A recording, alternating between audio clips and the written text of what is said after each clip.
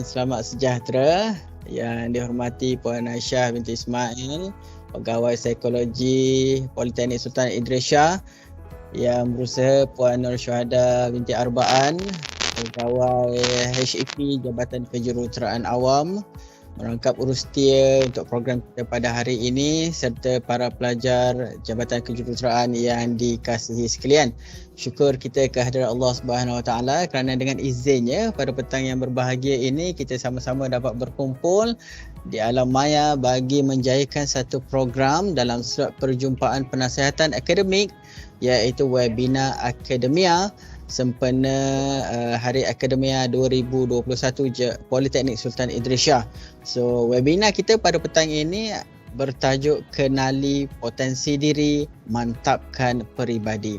Okey, so seterusnya saya terus pergi kepada pengenalan analisis SWOT ni.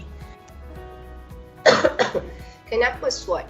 Supaya sebenarnya kita dapat lebih memahami diri kita dan sebenarnya bertanggungjawab terhadap pendidikan. Saya nak fokuskan kepada pembelajaran dan sebenarnya sampingan tu pun tak ada masalah, kita boleh campurkan juga dan belajar ke arah pencapaian yang lebih optimal daripada sekarang. Kan kalau sebelum ni masa SPM result kita dah orang kata apa excellent, baik, kita kena maintain kan. Alright, kalau kita rasa benda tu sesuatu yang boleh dan perlu ditambah baik, inilah masa dan ketikanya. Alright, kenapa SWOT? Tujuan dia sebenarnya kita nak tengok kompeten.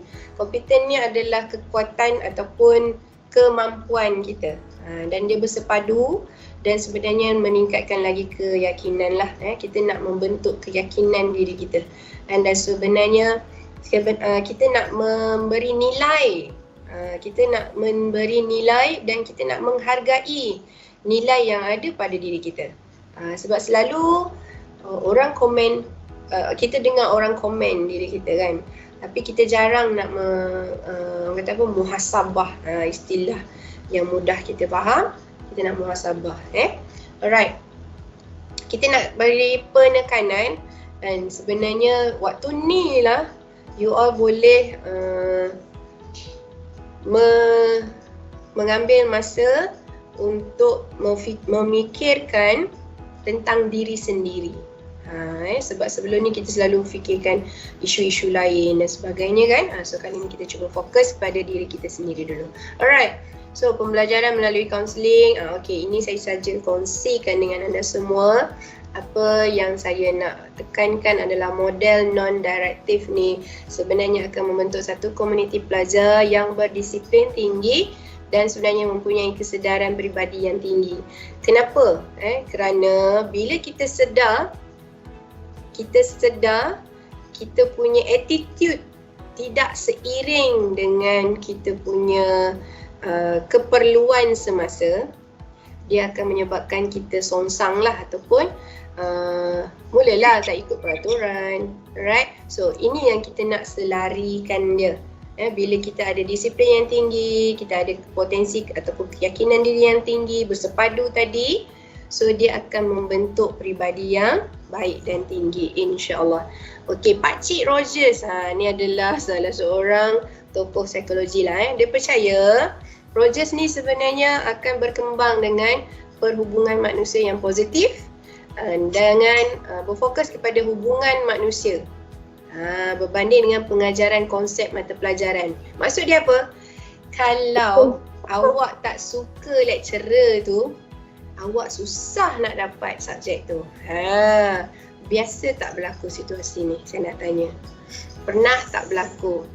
Puan, saya tak boleh lah subjek ni sebab cikgu saya susah saya nak faham. Contoh. Dulu waktu mula-mula datang sini sampai ke hari ni pun sebenarnya ada situasi begini. Dan inilah yang kita nak cuba bantu supaya kita tak fokus kepada kejadian manusia yang begitu. Kita nak fokus matlamat kita adalah menimba ilmu tu dengan guru yang bagaimana, dengan cara yang bagaimana kita kena telan. Eat that frog, istilah lain pula. Eat that frog tu apa? Istilah untuk orang yang suka menangguh kerja kan. So eat that frog tu apa?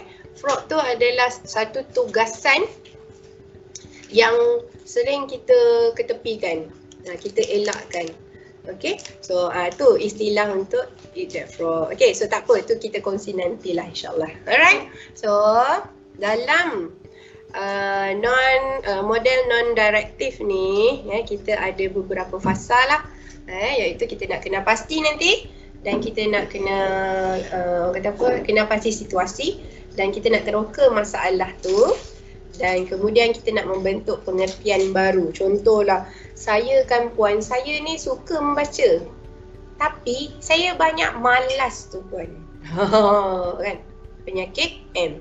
So, kita nak membentuk pengertian baru. Maksudnya apa?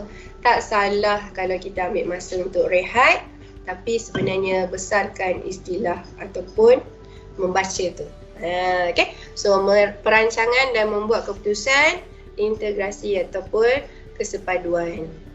Apa yang saya nak ceritakan dekat sini, semua individu ada kekuatan, ada kelemahan, ada peluang untuk kita tambah baik dan ancaman.